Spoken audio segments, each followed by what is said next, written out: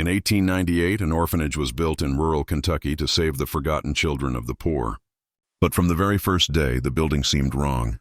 Inside those walls, time did not move the way it should, and the children who entered were never seen the same way again. October 1898. The year had been hard on Kentucky. Harvests were poor, and an outbreak of influenza had left many families broken. Fathers buried, mothers too sick to work, and dozens of children left wandering the streets with nowhere to go. It was during this crisis that Reverend Elias Burdock, a local preacher, announced the construction of the St. Bartholomew's Home for Orphans.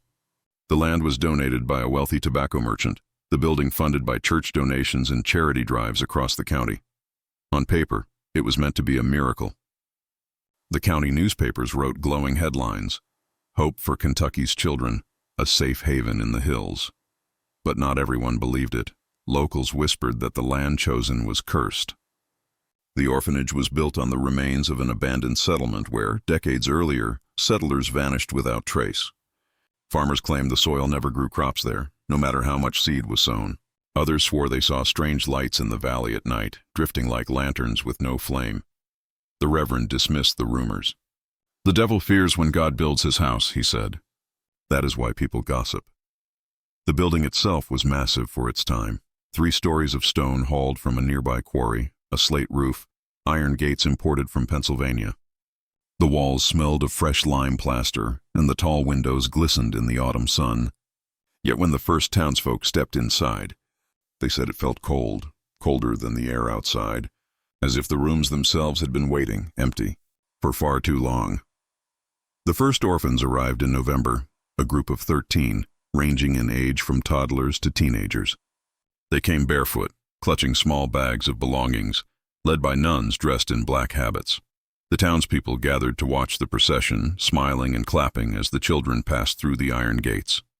Some tossed bread, others waved, whispering prayers of thanks. But among the crowd, old farmer Isaiah Greaves leaned on his cane and muttered, "Mark my words. You won't see those children grow." At first it seemed nothing more than local superstition. The children ate, played, and studied. They sang hymns in the chapel every Sunday, their voices echoing down the stone halls. They laughed in the yard, tossed balls, and braided each other's hair. But small details began to unsettle the staff.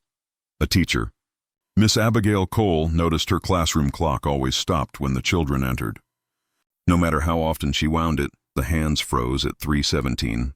A cook swore that when she turned her back on the stew pot, the food turned cold instantly, as if it had been sitting for hours. The Reverend himself began keeping a diary. His first entry on November 28th read, "The children are well, but something troubles me. At prayers their voices join too perfectly, like a choir rehearsed 1,000 times, though they are strangers. And when they bow their heads, they bow in the same rhythm, as though moved by one will." By Christmas 1898, the orphanage was famous in the county. Families brought gifts, churches sent food, even the mayor visited to give a speech. Yet every visitor left with the same remark: "The children are quiet, too quiet." A local seamstress recalled, "I brought a bundle of new coats. They lined up to thank me, but not one blinked as they spoke. Their eyes just stared, glassy like dolls. I nearly dropped my basket." Another man, a traveling salesman who stopped by to donate blankets, swore the same girl answered the door twice, once in December and again in March, looking no older, wearing the same clothes. Word spread fast in town. By spring of 1899, parents told their children not to linger near the orphanage gates. Schoolboys dared each other to run up and touch the iron fence at night, whispering that the laughter inside wasn't human. In 1900, a state census worker named Daniel Weaver arrived to record the orphanage's population. He expected the usual procedure: take down names, ages, birthplaces. Yet when he sat with the children, something was off. Every child gave the same birthday, October 12, 1898. Weaver at first assumed it was an error in record-keeping. He returned to the Reverend, who assured him the paperwork had been misplaced. But when Weaver checked church baptism logs, he found the same anomaly. 13 entries, all dated October 12, 1898. No parents listed. In his notebook, Weaver scribbled, "Impossible. Children cannot all arrive the same day, same year." Either they have been forged, or something is terribly wrong here. Weaver submitted his report. Days later, he disappeared on his way back to Louisville. His body was never found. The last note in his pocket diary read only, "They don't breathe when they sleep." By 1901, the orphanage population had grown. More children arrived, always 13 at a time, always logged on October 12th. Yet strangely, the original 13 never seemed to leave. A nurse who worked at the home for 6 months said, "I bandaged a boy's cut knee. Weeks later, I saw the same boy fall and scrape it again, in the exact same place.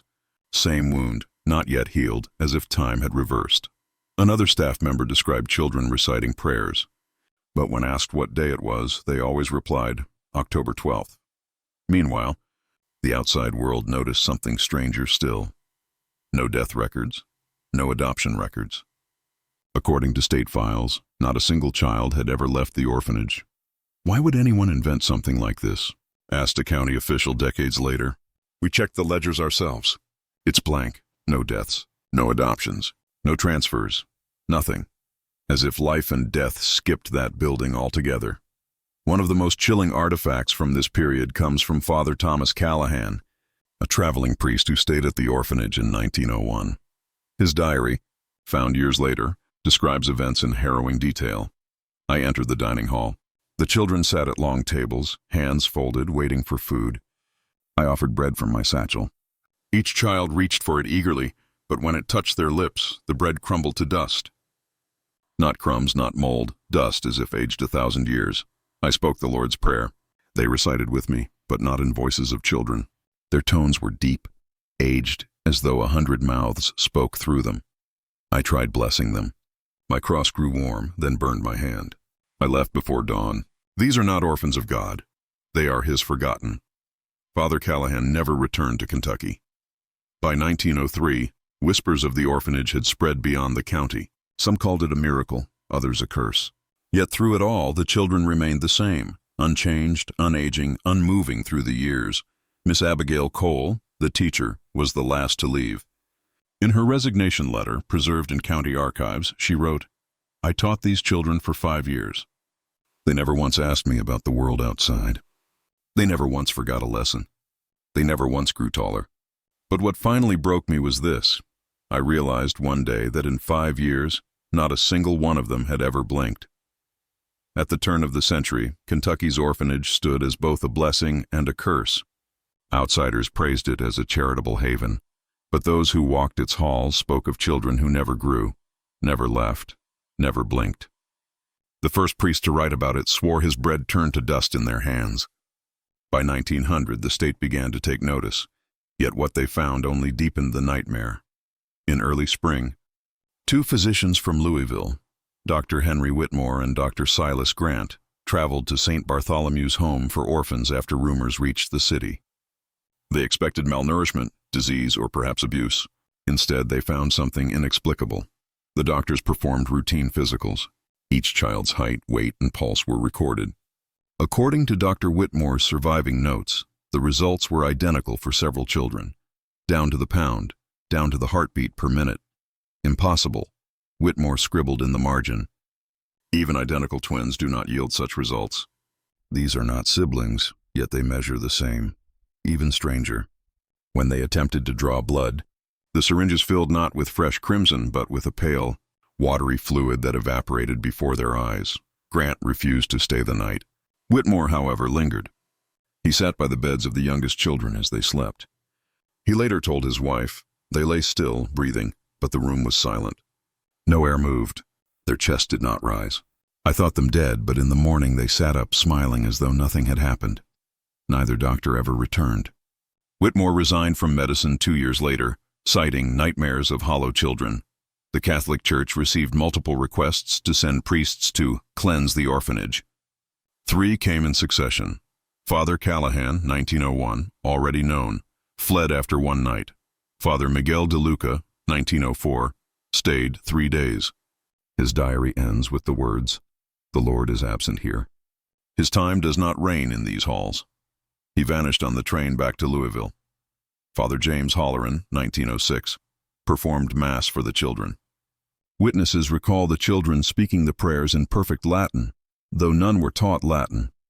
Halloran collapsed mid-sermon, convulsing, and died before parishioners could carry him outside. His death certificate curiously lists no cause, only stopped.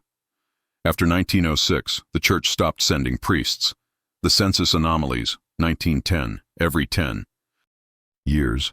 Census records were supposed to account for every resident. St. Bartholomew's proved impossible. The same names repeated across multiple decades. Clara Moore, age 8 Daniel Price, age 11 Sarah Jennings, age 6 in 1900, 1910, and even 1920. Those names appeared with the same ages. Investigators compared notes and accused the orphanage of recycling paperwork. Yet when census takers interviewed the children themselves, the answers matched perfectly. One worker, Margaret Ellis, recounted in a sworn affidavit, "I asked the girl at the door her name. She said Clara Moore, age 8. I checked my records. 10 years ago I had asked the same girl at the same door, and she gave me the same answer. Her face was unchanged. Her dress was the same. And when I dropped my pencil, she bent to pick it up, so slowly, as if time moved differently for her." Ellis left the Census Bureau within the year. Her resignation letter simply read, "I will not go back there." It is always October. 1915, a nurse named Emily Hargrove took a position at the orphanage after reading about the Reverend's charitable work. She lasted only 6 months. In her later testimony, preserved in family papers, she described eerie patterns. Children sang the same lullaby every night, in perfect pitch, without variation. No one ever coughed, sneezed, or fell ill. Meals are never spoiled. Bread left on the table days later was still warm, steam rising. Most disturbing of all was the children's obsession with October 12th.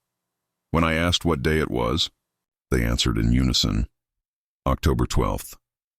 When I corrected them, they stared blankly. One boy whispered, "It is always October here." After that, I packed my things and never returned. Records show a troubling pattern. Staff who worked at the orphanage often disappeared. Some resigned abruptly and left town.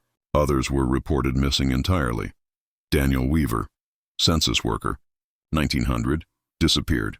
Father DeLuca, priest, 1904, vanished en route to Louisville. Matron Lydia Kent, 1912, last seen leaving for groceries, never came back. Caretaker John Marks, 1919, found wandering 15 miles away, muttering, "The same year." It's still the same year. Marks was committed to a state asylum. His medical file contains a single haunting line. The patient insists it is still 1898-1918, one of the rare surviving pieces of evidence is a set of photographs taken by a war photographer. Passing through Kentucky in 1918, he captured the children lined up outside the orphanage, smiling stiffly at the camera. Yet when the photographs were developed, something was wrong. In each frame, the background was clear, the building, the yard, the fence. But the children's faces were blurred, featureless, as if smeared by invisible hands. Locals whispered that the camera had captured what the eye could not, that the children were not truly there. By 1920, state officials debated shutting the orphanage down. But with no legal proof of abuse or neglect, and with the Reverend insisting all was well, the case stalled. A final inspection was scheduled in October of that year. Investigator Samuel Reed arrived with assistance, determined to close the matter. Reed's report survives in fragments, recovered from his abandoned satchel found near the orphanage gates. His last entry reads, "We interviewed the children. They all gave the same date of birth. They all smiled the same smile. The clocks inside do not move. When I left the building, I realized my watch had stopped as well. I reset it, only to see the hands return to the same position. October 12, 1898. Reed and his team never returned. By the early 1920s, the orphanage stood untouched by time. Children still played in the yard, but their games never changed. Laughter echoed from the windows, but always in the same cadence, like a record stuck repeating. Locals had stopped calling it an orphanage. They called it something else, the house where it's always October, and in hushed voices, they said anyone who stayed too long inside would join the children. Frozen forever on that cursed day, by the 1930s, St. Bartholomew's Orphanage had become a name whispered across Kentucky. Locals avoided its valley, and travelers spoke of eerie laughter echoing from the hills. Children who entered never aged, and staff either vanished or returned broken. Yet the state records insisted the building was perfectly legal. The world outside moved on. Depression, war, and hardship. But inside those stone walls, time remained frozen. The Depression hit rural Kentucky hard. Families struggled, farms failed, and abandoned children increased in number. While most orphanages collapsed, St. Bartholomew's endured. Donations dwindled, yet somehow the children had clothing, food, and warmth. Local farmer Henry Latham recounted, "I brought sacks of corn for the winter. They had more than they could eat already. I don't know how they got it. The barns were empty. No deliveries, no trucks. Yet they fed the children, all of them, as if nothing outside existed." Teachers and nuns began noticing the children playing the same games they had decades ago. Newcomers were puzzled when a girl they had never seen would recite a prayer from 1902 perfectly. "I asked her if she knew the hymn," wrote Sister Agnes in her diary, and she replied it was her favorite, but it hadn't been sung in 30 years. In the 1940s, soldiers stationed nearby told chilling stories. They swore they saw the orphanage glowing at night, windows bright even with all lights off. Private First Class Leonard Matthews recounted, "We thought it was a trick of the fog. But we all saw them, children in the yard, laughing. We circled the building trying to find gates, but every fence led us back. We finally ran, but the laughter followed us down the valley." Other soldiers reported seeing a single child step out from the gates, stare at them without blinking, and vanish when they tried to approach. By 1942, rumors had spread to Louisville. Local authorities finally sent a police detail to investigate. The team included 3 officers, a detective, and a reporter. The building appeared abandoned from the outside.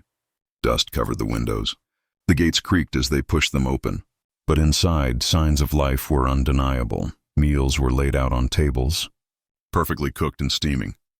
Chairs were arranged as if 100 children had just left. Yet no one was there. The air smelled faintly of bread and sweet porridge. Detective Harold Finch wrote in his report, "We searched every room. Bedrooms, study rooms, chapel. Not a child in sight. Yet plates on the tables were half-eaten, food that could not have been prepared by anyone on the staff. And the chairs. The chairs bore impressions, like the weight of bodies just gone. We left shaken. The team returned the following day with cameras. Photographs revealed something impossible. Chairs appeared occupied in the photos, shadows of small bodies faintly visible, though when they entered the rooms, empty. Meanwhile, villagers around the orphanage reported strange happenings. Children wandering near the valley swore they heard whispers calling them inside. Farmers claimed their animals avoided the road leading to the gates. Travelers passing at night reported seeing figures on the roof, staring at the moon with blank faces. Mrs. Clara Benson, a local seamstress, said, "I saw a girl at the window once. She waved at me. I waved back. The next day I saw her again, wearing the same dress, same smile. She had been gone for decades." By the end of the 1940s, the orphanage was considered too dangerous to enter.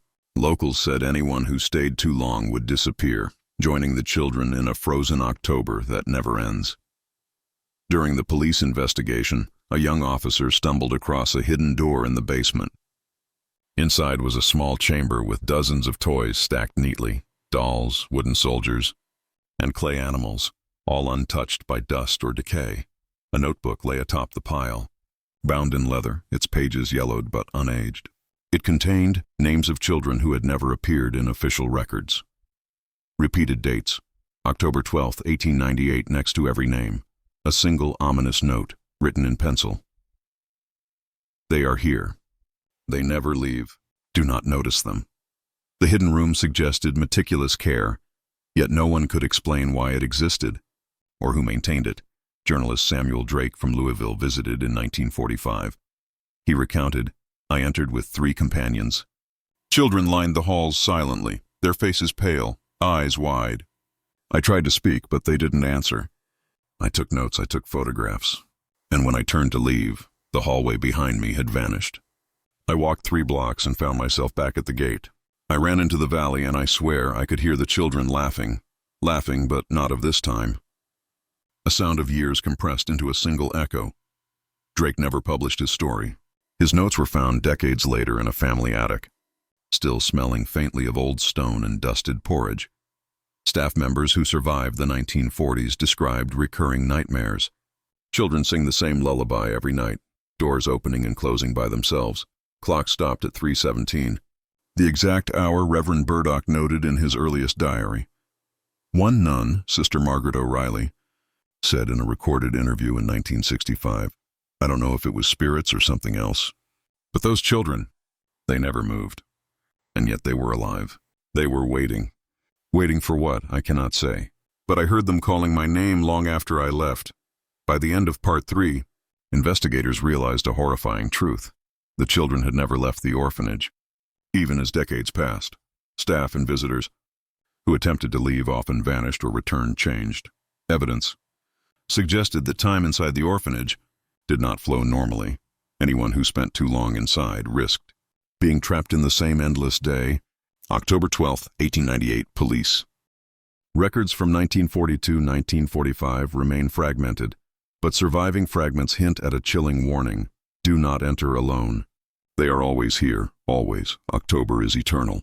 We left food, we left water, but the children do not hunger. They wait. And they see you. By the 1940s, St. Bartholomew's had become a legend. Locals stopped calling it an orphanage, calling it instead the house where time stands still. And the children, they are waiting. Always October, always watching. And anyone who notices them may never leave. By the 1960s, St. Bartholomew's Orphanage had become an enduring legend. Local children dared each other to peek through its windows. Adults whispered of laughter echoing through the valley, and travelers avoided the hilltop road altogether. The stories of frozen children, unchanging faces, repeated dates, vanished staff, had spread beyond Kentucky. Yet no official investigation could explain why the children remained untouched by time, or why those who entered were never quite the same. It began, as many legends do, with teenagers testing their courage. 4 friends from a nearby town, Mark, Susan, Danny, and Elise, decided to explore the abandoned orphanage on a Saturday night in October. "It's just an old building," Mark said, flashlight in hand. "Nothing scary. Probably just rats and old furniture."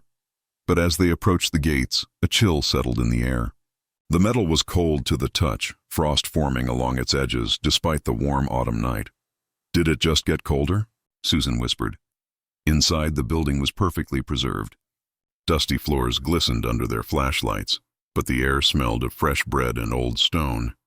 Chairs were lined neatly, as if children had just left their seats. And then, the laughter began. Hee-hee! Hee-hee! It was soft at first, distant, then closer, echoing down the hallway. The teenagers froze. The sound did not seem to come from any single source. It bounced, circling, as though the building itself were alive. They reached the dining hall. Plates were laid out, half-eaten, steaming. On the far wall they saw movement. Children lined up in rows, staring at them. Their faces were pale, features sharp yet blank. Their eyes did not blink. Danny stepped forward. "Hey, you kids okay?" The children tilted their heads in unison. Then in a single voice they whispered, "Now you're part of us." Mark grabbed Danny's arm. They turned to flee, only to find the hallway behind them had vanished. The exit doors opened into another corridor entirely. No matter which way they ran, they returned to the same spot, the dining hall. Children smiling silently. 68 Word of the teenagers' experience reached a group of paranormal researchers from Louisville University. They arrived in the summer of 1968, armed with cameras, tape recorders, and measuring instruments. Their first night inside yielded chilling anomalies. Cameras captured children mid-step, then disappearing. Tape recorders picked up whispers, repeating phrases the investigators had never spoken. Clocks inside the building froze at 3:17 a.m., the same hour Reverend Burdock noted decades earlier. Dr. Leonard Hayes, lead investigator, recorded in his journal, "Time itself behaves abnormally here. Footsteps echo but leave no trace. Doors open to rooms that do not exist. The children are present yet not present. I fear we are witnessing a phenomenon beyond comprehension." Several volunteers reported losing hours, or even days, inside the orphanage. One young researcher, Emily Stanton, entered the chapel to photograph the stained glass and emerged claiming she had been gone for 4 days. Though outside it was only a few hours, she described the children as moving in slow motion, but speaking at normal speed. It's like watching life from the wrong end of a telescope, Emily said. They notice everything you do, but the world around them does not move. And they want you to notice them. Investigators attempted to interact, offering toys, calling names, and trying to touch the children, but every contact caused distortion. Rooms stretched. Furniture appeared and vanished, and shadows lengthened unnaturally. While exploring the basement, Dr. Hayes discovered another hidden chamber, larger than the one police found decades earlier. Inside were hundreds of toys, school books, and journals, all meticulously preserved. One book, open to a single page, contained a message written in tiny, perfect handwriting. You see us. You notice us. Now you will stay. October never ends. The room seemed to pulse with energy. Tape recorders malfunctioned. Cameras overexposed, leaving nothing but black frames. The 4 teenagers who first dared the orphanage returned in 1971, now adults. They wanted answers. Flashbacks to their first visit flooded them. Mark described, I don't remember leaving. I remember the laughter, the smell of bread, the walls closing in. And the children? Always staring. I never blinked again until I was outside. As they explored together, the children appeared once more. Some spoke, others only watched. One of the teenagers, Danny, reached out. His hand passed through the small hand of a girl, cold, insubstantial, and a ringing filled his ears. Do not try to leave, the child whispered. We wait. We always wait. By the late 1970s, the orphanage had drawn attention from paranormal societies across the United States. Visitors reported, footsteps echoing when the building was empty, doors opening on their own, shadows moving in impossible angles. Children appeared outside the building, staring silently before vanishing. In every recorded testimony, a consistent detail emerged. The children never aged, never blinked, and time inside the orphanage flowed differently. One night in 1975, investigators attempted a full-scale overnight observation. They set up cameras, night vision equipment, and motion detectors. Around 2 a.m., the recordings captured something unprecedented. Children appearing in rooms that no longer existed, objects levitating and spinning, as if influenced by unseen hands, doors snapping shut violently, and one child, small and pale, whispering, "Now you're part of us." Footage shows a researcher stepping forward to confront the child, then vanishing mid-step. The remaining team rushed to the spot. Nothing remained, only the faint sound of laughter echoed down the stone halls. By the end of the 1970s, it was clear St. Bartholomew's Orphanage was no ordinary building. Children remained in a state of suspended existence, time inside warped beyond comprehension. Anyone who noticed them risked becoming part of the orphanage's eternal October doll. Locals had stopped approaching altogether. Paranormal researchers left Kentucky shaken, many refusing to speak of what they saw. And the children? They are always here, always watching. And now, some of us will never leave. By the 1990s, St. Bartholomew's Orphanage had become a ghost story known across Kentucky. Generations of children seemed unchanged, visitors disappeared or returned traumatized, and the building itself defied explanation. Locals avoided the hilltop entirely, whispering warnings, "Do not notice them. Do not enter." Yet curiosity proved irresistible to some, journalists, researchers, and thrill seekers. What they discovered would forever change the perception of life and death. 94A team of investigative journalists from Louisville, led by Rachel Meyer, decided to explore the orphanage. Their goal was to uncover the truth behind decades of disappearances and local legends. Arriving in October, they found the orphanage imposing as ever, yet untouched by decay. Grass around the building was short, windows intact, and doors unlocked. Rachel's camera captured faint, moving shadows in the halls even before they entered. Inside, they were greeted by the familiar, eerie silence. Plates on the dining table were half-eaten, bread steaming as if freshly baked. The children appeared, pale, silent, unblinking. "It's them," whispered her cameraman. From the old stories, the team found a hidden chamber in the basement, previously undiscovered.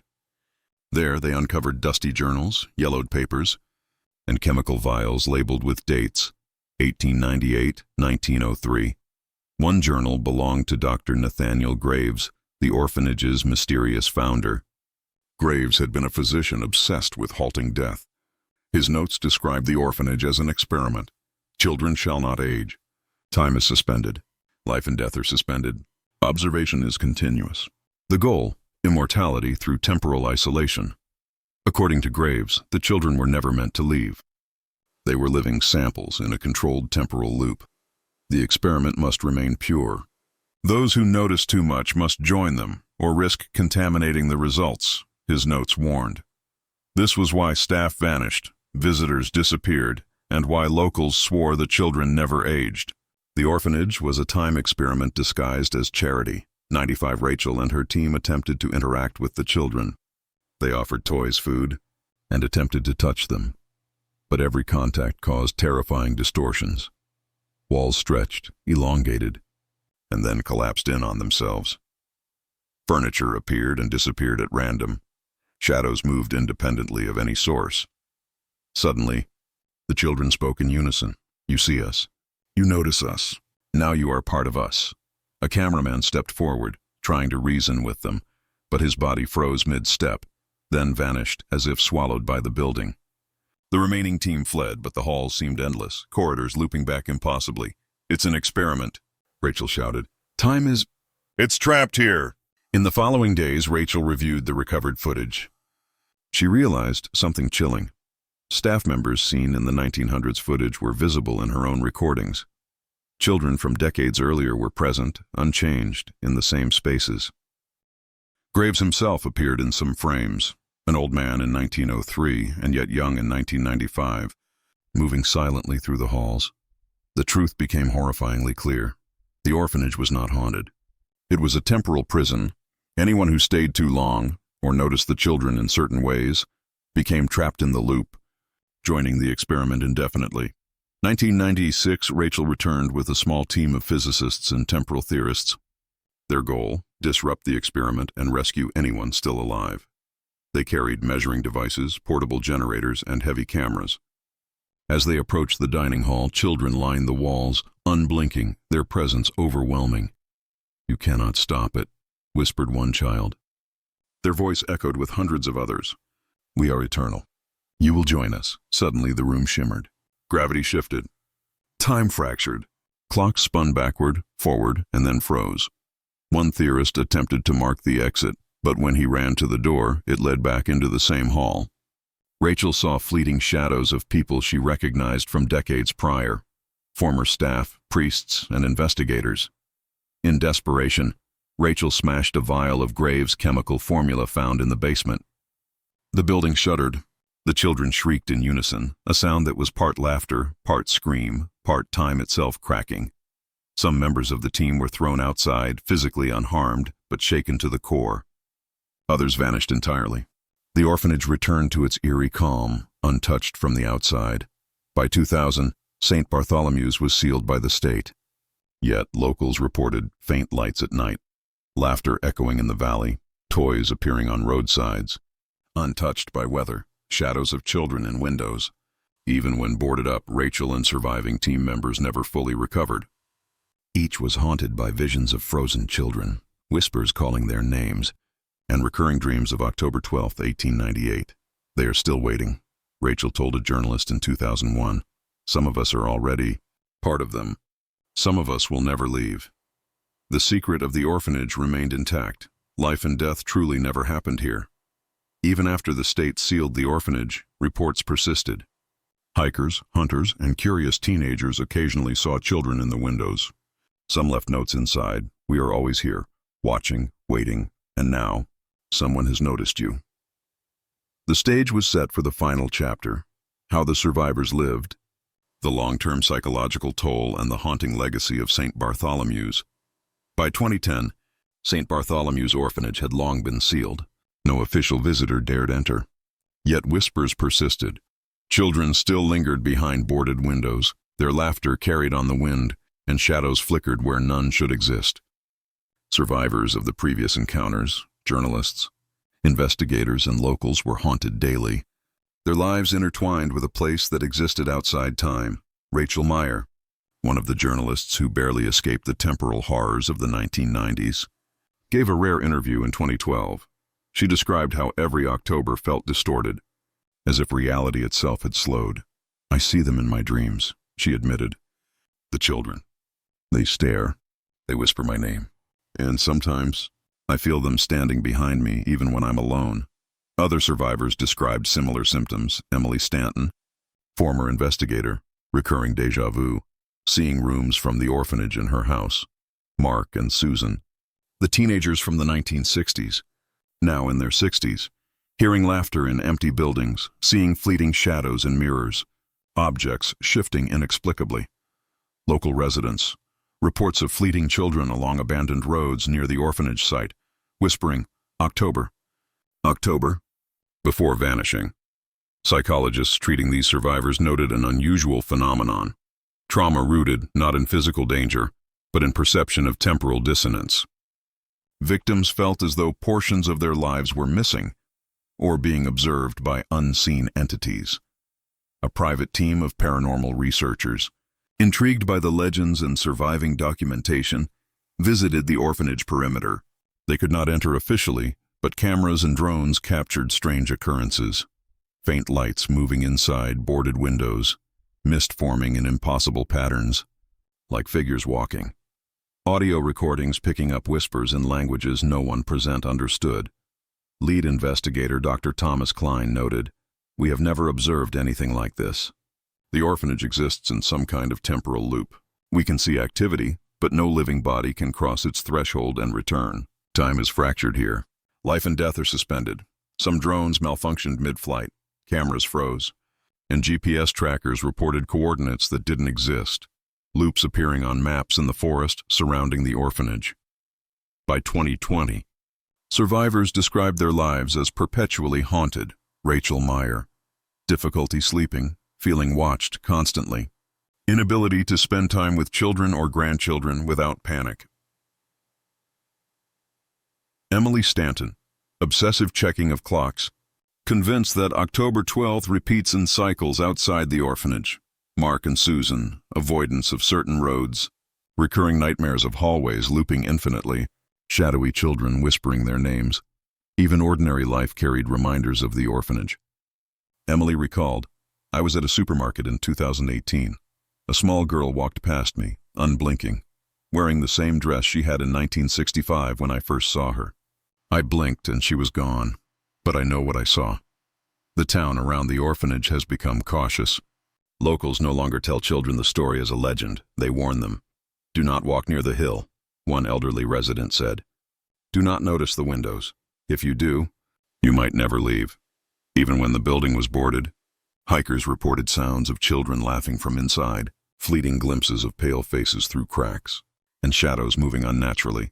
Some who approach find items left behind, old toys, yellowed notebooks, and small notes in perfect handwriting. "We are always here. We wait. You will see us one day."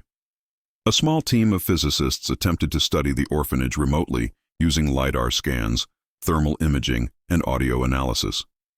Results confirmed previous theories.